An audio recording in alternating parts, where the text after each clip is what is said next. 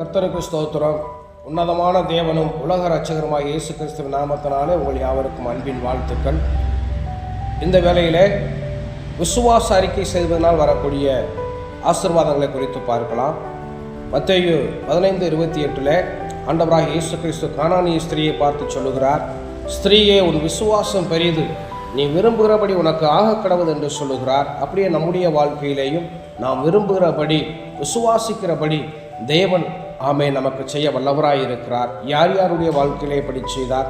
முதலாவதாய் பார்க்கும் பொழுது ஆதியாகமம் 22ஆம் அதிகாரத்தில் ஆபிரகாமுடைய வாழ்க்கையிலே நாம் பார்க்க முடியும்.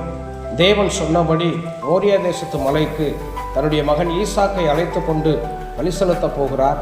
மலையின் அடிவாரத்தில் தன்னோடு வந்த வேலைக்காரர்களை பார்த்து சொல்லுகிறார், நீங்கள் இங்கே இருங்கள், நானும் பிள்ளையாண்டானும் போய் மலைக்கு மேலே பலி செலுத்தி விட்டு திரும்ப வருவோம் என்று சொல்லுகிறார். அதன் பின்பு மலை ஏறி போகும் பொழுது மகன் ஈசாக்கு கேட்கிறான், அப்பா, பலி செலுத்துவதற்கு விறகு கட்டை இருக்கிறது, நெருப்பு இருக்கிறது, ஆனால் ஆட்டுக்குட்டி எங்கே என்று சொல்லி கேட்கிறான். தேவன் தம்முடைய பலிக்கான ஆட்டுக்குட்டியை பார்த்து கொள்வார் என்று சொல்லுகிறார். அதே போல மலையின் மேல் பலி செலுத்தும் பொழுது தேவன்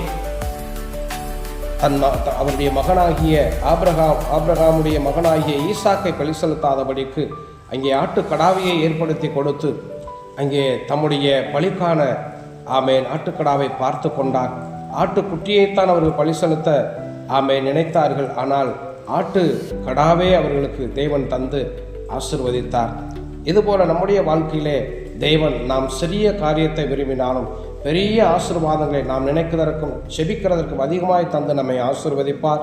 இரண்டாவதாக தானியேல் 3ஆம் அதிகாரத்தில் சாத்ராக், மேஷாக், ஆபேத்நேகோ 3 பேரும் நேபுகாத் நேச்சார் இடத்திலே சொல்லுகிறார்கள், நாங்கள் ஆராதிக்கிற எங்கள் தேவனாகிய கர்த்தர் எங்களை தப்புவிக்க வல்லவராய் இருக்கிறார் என்று சொல்லி, அதே போல 7 மடங்கு பெரிதாக்கப்பட்டதான அந்த அக்கினி சூளைக்கு தேவனாகிய கர்த்தர் விடுவித்து பாதுகாத்ததை நான் உங்களுக்கு சொல்ல விரும்புகிறேன்.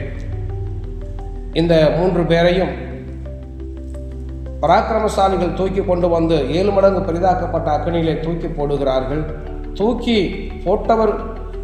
போட்டவர்கள் அக்கினி சூளையின் வெப்பத்தினாலே மரித்து போனார்கள். ஆனால் தூக்கி போடப்பட்டவர்களோ அவர்கள் விடுதலையோடு உலாவினார்கள். 3 பேரை தூக்கி போட்டார்கள், ஆனால் இங்கே 4 பேர் உலாவினாங்க.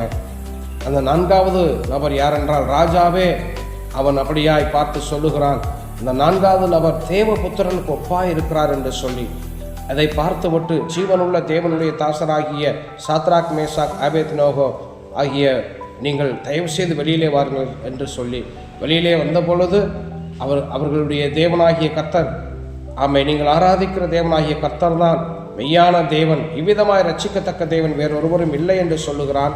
மாத்திரமல்ல, தேசத்தில் மிகப்பெரிய மந்திரிகளாக உயர்த்துகிறான். இப்படியாய் தேவன் நம்மையும் நாம் அக்கினி போன்ற சோதனைகள் வந்தாலும் விசுவாசத்தில் நிலைத்திருந்து அறிக்கை செய்யும் பொழுது தேவனாகிய கர்த்தர் நம்மையும் ஆசீர்வதித்து உயர்த்துவார். 3ஆவதாக அப்போஸ்தலனாகிய பவுல் இத்தாலி பட்டணத்துக்கு கடந்து செல்லும் பொழுது கப்பலிலே போகிறார்கள். கப்பல் சேதமடைந்து விடுகிறது. அப்பொழுது அப்போஸ்தலனாகிய பவுல் இப்படியாய் அவர் அறிக்கை செய்கிறார். அப்போஸ்தலர் 27ஆம் அதிகாரம் 23 முதல், என்னை ஆட்கொண்டவரும் நான் சேவிக்கிறவுமான தேவனுடைய தூதனானவன் இந்த ராத்திரியிலே என்னிடத்தில் வந்து நின்று, பவுலே, பயப்படாதே, நீ ராயனுக்கு முன்பாக நிற்க வேண்டும், இதோ உன்னுடனே கூட யாத்திரைப்படுகிற யாவரையும் தேவன் உனக்கு தயவுபடுகிறார் என்றான்.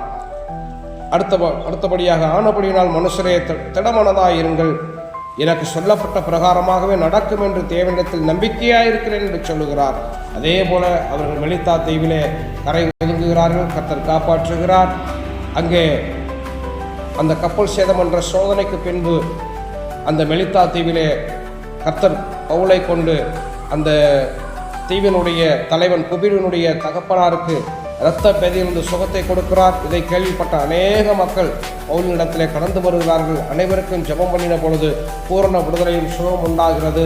இவர்கள் இறந்ததற்கு பதிலாக அந்த மெலித்தா தீவிலிருந்து அவர்கள் புறப்படும் பொழுது அநேக பொருட்களையும் வெகுமதிகளையும் இந்த பவுலுக்கு கொடுத்து அவர்கள் சந்தோஷமாய் அனுப்பி வைக்கிறார்கள்.